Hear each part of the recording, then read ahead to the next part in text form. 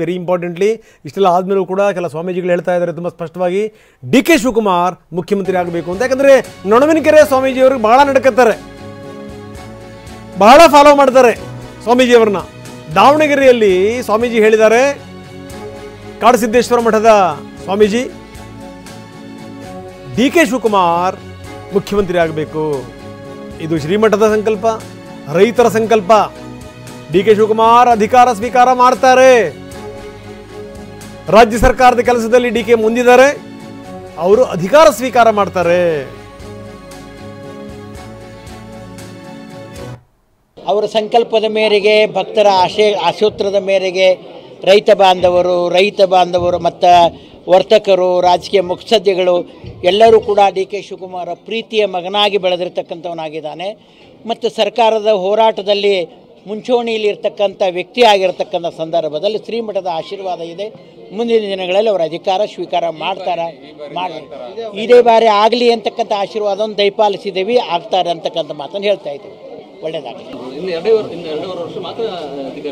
ಆಗಲಿ. ಎಷ್ಟೈತೋ ಅಷ್ಟೇ ಸೇವೆ ಇತ್ತೋ ಪರಮೋ ಧರ್ಮ. ಅವರು ತಮ್ಮ ಅವಧಿಯಲ್ಲಿ ಸರ್ಕಾರಕ್ಕಾಗಿ ಏನು ಹೋರಾಟ ಮಾಡಿದ್ದಾರೆ ಅಂದ್ರೆ ನೀವೆಲ್ಲರೂ ಮನಸ್ಸಾಕ್ಷಿ. ಅವರ ಹೋರಾಟ ಹಗಲು ರಾತ್ರಿ ಏನಿತ್ತು ಅನ್ನೋದು ನೀವೆಲ್ಲ ನಿದರ್ಶನ ನೋಡಿದ್ದೀರಾ. ಮುಂದೆ ಗುರಿ, ಹಿಂದೆ ಗುರುವನ್ನು ಅಪೇಕ್ಷೆ ಪಟ್ಟು ಅವರ ಸಂಕಲ್ಪ ಮಾಡಿದ್ದಾರೆ.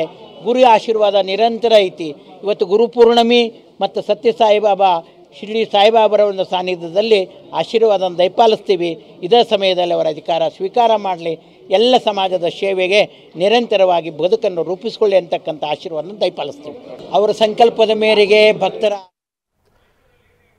ಇವತ್ತು ಹೇಳಿ ಕೇಳಿ ಗುರುಪೂರ್ಣಿಮೆಯ ಸಂದರ್ಭದಲ್ಲಿ ಸ್ವಾಮೀಜಿ ಹೇಳಿದಂಥ ಮಾತು. ಪ್ರಸನ್ನ, ನೀವು ಮಾತಾಡ್ತಿರುವಂಥ ಸಂದರ್ಭದಲ್ಲಿ ನೊಣವಿನಕೆರೆ ಶ್ರೀಗಳು ಆಡಿದಂಥ ಮಾತನ್ನು ಕೂಡ ಕೇಳಿದ್ವಿ. ನೋಡಿ, ಇವತ್ತು ಗುರುಪೂರ್ಣಿಮೆ ಸಂದರ್ಭದಲ್ಲಿ ಸಿದ್ದರಾಮಯ್ಯ ತುಂಬ ಸ್ಪಷ್ಟವಾಗಿ ರಾಷ್ಟ್ರ ರಾಜಧಾನಿಯಲ್ಲಿ ಕೂತ್ಕೊಂಡು ಹೇಳಿದ್ದಾರೆ, 5 ವರ್ಷ ನಾನೇ CM, ಮುಂದಿನ ಚುನಾವಣೆಗೂ ಕೂಡ ನಂದೇ ನೇತೃತ್ವ ಅನ್ನುವಂಥ ಮಾತು. ಇನ್ನು ಅವರ ತುಂಬ ನಡ್ಕೊಳ್ಳುವಂಥ ಗುರುಗಳು ಹೇಳ್ತಾ ಇದ್ದಾರೆ, ಸ್ವಾಮಿಗಳು ಹೇಳ್ತಾ ಇದ್ದಾರೆ, ನೊಣವಿನಕೆರೆ ಸ್ವಾಮಿಗಳು, ಇಲ್ಲ ಇದು ರೈತರ ಅಪೇಕ್ಷೆ ಇದೆ, ಜನರ ಸಂಕಲ್ಪ ಇದೆ, ನಮ್ಮ ಆಶೀರ್ವಾದ ಇದೆ, ಅವರು ಮುಖ್ಯಮಂತ್ರಿ ಆಗುವಂಥದ್ದು ಶತಸಿದ್ಧ ಅಂತ.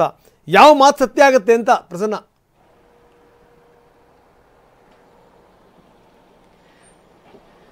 ರಂಗನಾಥ್, ರಾಜಕೀಯದಲ್ಲಿ ಯಾವ ಸಂದರ್ಭದಲ್ಲಿ ಏನು ಬೇಕಾದರೂ ಆಗ್ಬೋದು, ಅದು ಹೀಗೆ ಆಗುತ್ತೆ ಅಂತ ಹೇಳೋದಕ್ಕೆ ಖಂಡಿತವಾಗಿಯೂ ಸಾಧ್ಯವಿಲ್ಲ. ಆದರೆ ಗೊಂದಲಗಳು ಇರುವಂಥದ್ದಂತೂ ನಿಶ್ಚಿತ ಅನ್ನುವಂಥದ್ದು ಸ್ವಾಮೀಜಿಗಳ ಮಾತಿನಿಂದ ಹಿಡಿದು ಸಿದ್ದರಾಮಯ್ಯನವರ ಮಾತಿನ ತನಕವೂ ಕೂಡ ತುಂಬ ಕ್ಲಿಯರ್ ಆಗಿ ಗೊತ್ತಾಗ್ತಾ ಇದೆ. ಸಿದ್ದರಾಮಯ್ಯನವರು ಎಲ್ಲೋ ಒಂದು ಕಡೆ ಆ ಮಾತಿನ ಓಗದಲ್ಲಿ ನೀವೇ ಮಾಧ್ಯಮಗಳು ಬಿತ್ತರಿಸ್ತಾ ಇದ್ದೀರಿ ಅನ್ನುವಂಥ ಮಾತನ್ನು ಹೇಳ್ಬೋದು, ಅಥವಾ ನಮ್ಮ ಮೇಲೆ ಹೊಣೆಗಾರಿಕೆಯನ್ನು ಹಾಕೋದಕ್ಕೆ ಅವರು ಪ್ರಯತ್ನ ಪಟ್ಟಿರ್ಬೋದು.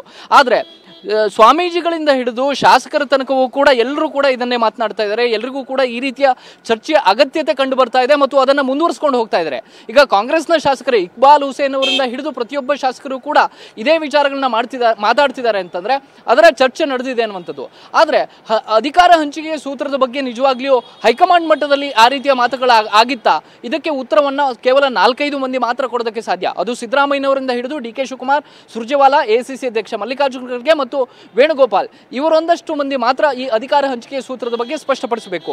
ಆದರೆ ಈ ರೀತಿಯ ಸ್ಪೆಕ್ಯುಲೇಷನ್ಗಳು ಅಥವಾ ಈ ರೀತಿಯ ಗೊಂದಲಗಳು ತೀವ್ರ ಮಟ್ಟಿಗೆ ಮನೆ ಮಾಡಿದಂಥ ಹಿನ್ನೆಲೆಯಲ್ಲಿ ಅದನ್ನ ಒಂದು ಮ್ಯಾಚ್ ಕ್ಲೋಸ್ ಮಾಡಬೇಕು ಅಂತೇಳಿ ಸತೀಶ್ ಜಾರಕಿಹೊಳಿ ಅವರು ಹೇಳಿದ್ರು. ಅಂದ್ರೆ ಪದೇ ಹೋದಲ್ಲಿ ಬಂದಲ್ಲಿ ಅಭಿವೃದ್ಧಿಯ ವಿಚಾರಗಳನ್ನ ಹೊರತುಪಡಿಸಿ ಇದೇ ವಿಚಾರಗಳು ಚರ್ಚೆಗೆ ಬಂದಾಗ ಒಂದು ಸ್ಪಷ್ಟ ಸಂದೇಶವನ್ನ ರವಾನೆ ಮಾಡಬೇಕಂತ ಸಂದರ್ಭ ಇವತ್ತು ಬಂದಿದೆ.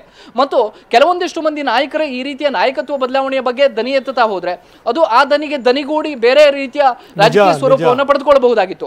ಅದನ್ನು ಕೂಡ ಬ್ರೇಕ್ ಹಾಕುವಂತ ಕೆಲಸವನ್ನ ಇವತ್ತು ಸಿದ್ದರಾಮಯ್ಯನವರು ಮಾಡಿದ್ದಾರೆ. ಹೀಗಾಗಿ ಗುರುಪೂರ್ಣಿಮೆಯ ದಿನ ಗುರುಗಳ ಆಶೀರ್ವಾದ ಯಾರಿಗೆ ಒಲಿಯುತ್ತೆ ಅನ್ನೋದಕ್ಕಿಂತ ಹೆಚ್ಚಾಗಿ ಆ ಗುರುಗಳ ಆಶೀರ್ವಾದದ ಜೊತೆಗೆ ಹೈಕಮಾಂಡ್ನ ಆಶೀರ್ವಾದ, ಹೈಕಮಾಂಡ್ನ ನಿರ್ಧಾರ, ಹೈಕಮಾಂಡ್ನ ನಿಲುವು ಏನಾಗಿರುತ್ತೆ ಅನ್ನೋದ್ರ ಮೇಲೆಯೂ ಕೂಡ ಮುಂದಿನ ಕಾಂಗ್ರೆಸ್ನ ರಾಜಕಾರಣ, ರಾಜ್ಯ ರಾಜಕಾರಣ ನಿಂತಿದೆ ಅಂದ್ರೂ ಕೂಡ ತಪ್ಪಾಗ್ಲಿಕ್ಕಿಲ್ಲ. ರಂಗನಾಥ್, ಎಸ್ ಪ್ರಸನ್ನ, ಧನ್ಯವಾದ ತಮ್ಮೆಲ್ಲ ಮಾಹಿತಿಗೆ. ಇದು ಸಂಗತಿ. ಸಿದ್ದರಾಮಯ್ಯ ಯಾವ ಸಂದೇಶವನ್ನು ಎಲ್ಲಿ ಕೂತು ಯಾವ ರೀತಿ ಯಾರಿಗೆ ರವಾನಿಸಬೇಕೋ ಅದನ್ನು ತುಂಬ ಸ್ಪಷ್ಟವಾಗಿ ಮಾಡಿದ್ದಾರೆ. ಇನ್ಮೇಲಾದರೂ ಈ ವಿಚಾರಕ್ಕೆ ಸಂಬಂಧಪಟ್ಟಂಗೆ ತೆರೆ ಬೀಳುತ್ತಾ?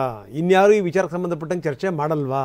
ಯಾಕಂದರೆ ಹೈಕಮಾಂಡ್ ಕೂಡ ಹೇಳಿದಂಥ ರೀತಿ, ಸಿದ್ದರಾಮಯ್ಯ ಮಾತಾಡಿದಂಥ ರೀತಿ ಎಲ್ಲವೂ ಕೂಡ ತುಂಬ ಸ್ಪಷ್ಟವಾಗಿ ಹೇಳ್ತಾ ಇದೆ, ಅಷ್ಟು ಸುಲಭವಾಗಿ ಅಲುಗಾಡಿಸ್ಲಿಕ್ಕೆ ಸಾಧ್ಯ ಇಲ್ಲ ಅಂತ.